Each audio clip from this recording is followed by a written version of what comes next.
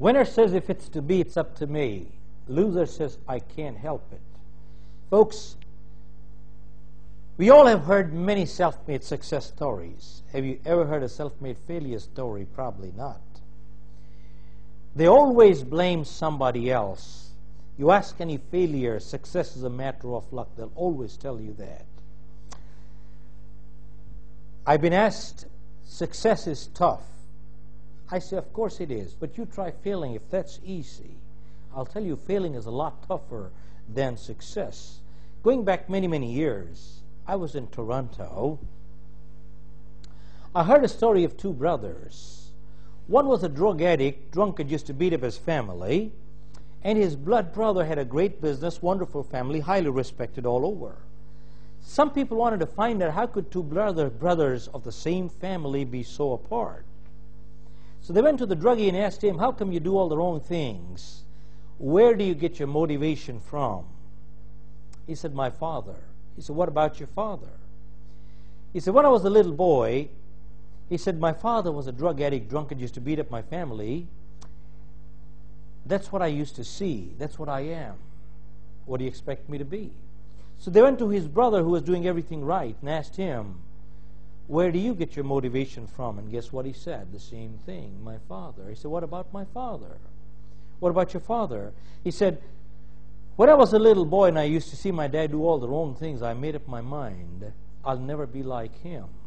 They are both drawing strength from the same source. One is using for the positive, and the other is using for the negative.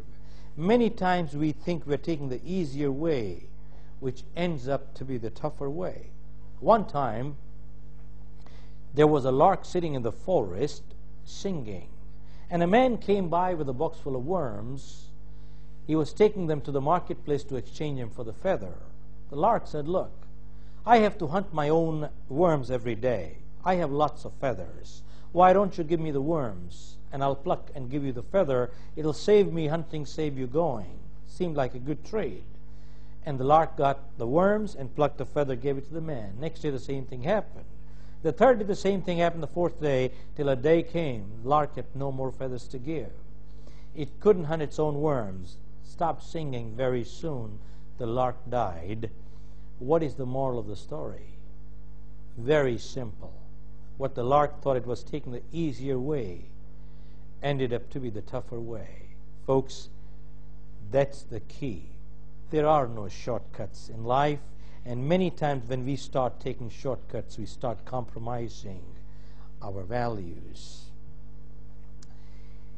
Successful winners accept responsibility. Losers always blame someone else. They play the blame game. You know what the blame game is?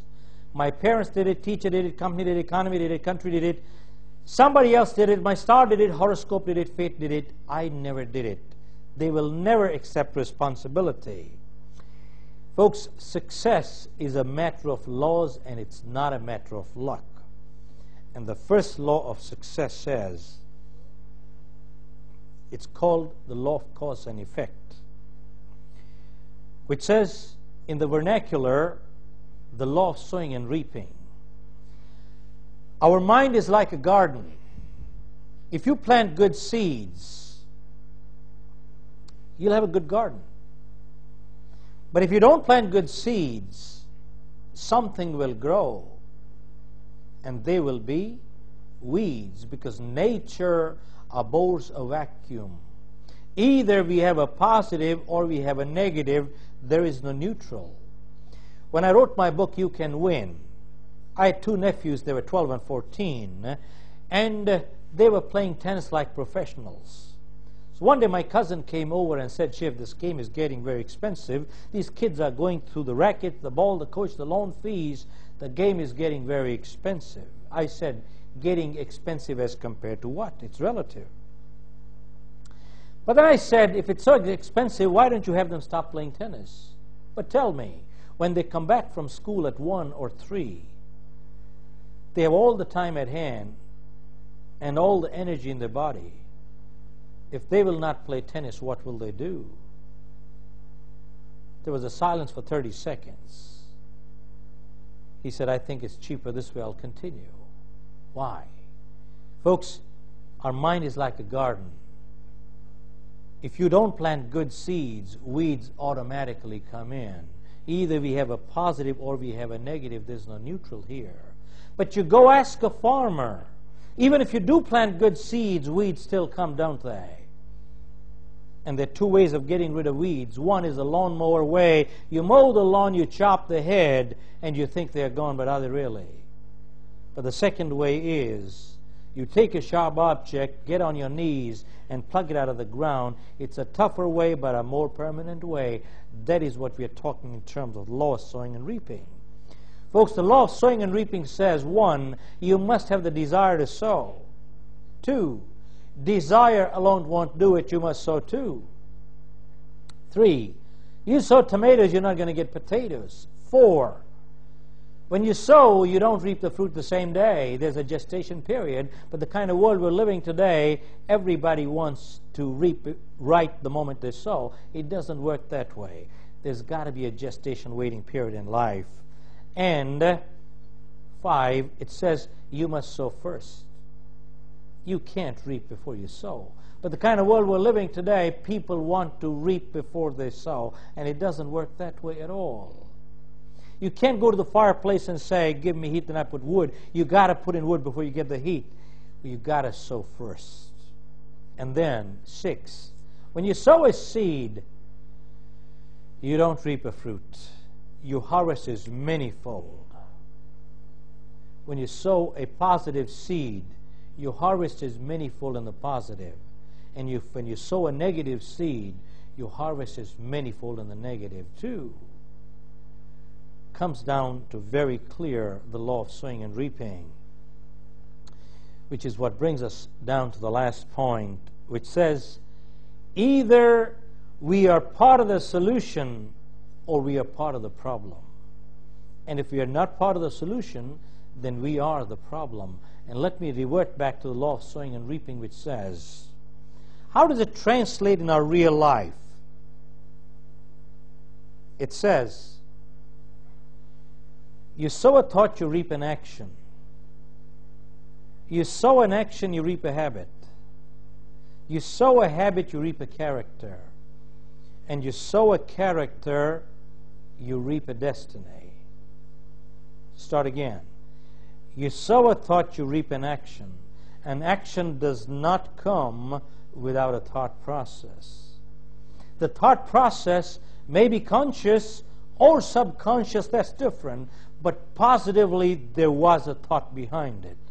How many times you hear people saying, success or money has gone into their head, look at that person, they become arrogant. Reverse it. There are many people, when they become successful or they become rich, wealthy, they become humble. Has success or money brought arrogance or humility? Absolutely not. It has only brought to surface whatever was hiding before. That's all. Sow a thought, you reap an action. Sow an action, you reap a habit. Any action you do repeatedly becomes a habit. Folks, right from childhood, all our parents said the same thing. Form good habits, and habits form characters. Because 90% of our behavior is habitual. We never think, we just act. You got good habits, you're a positive character. You got bad habits, you're a negative character, because 90% of behavior is habitual. And good habits are hard to come by, but they're easy to live with. Bad habits come easy, but they're hard to live with. And before you got the habits got you. Have you heard this phrase which says, practice makes perfect? Absolutely not true. Practice only makes permanent whatever you practice. Only perfect practice makes perfect. Some people keep practicing their mistakes and they become perfect in making mistakes. Every time they do it, they mess up because that's what they have practiced. Folks, you sow a habit, you reap a character.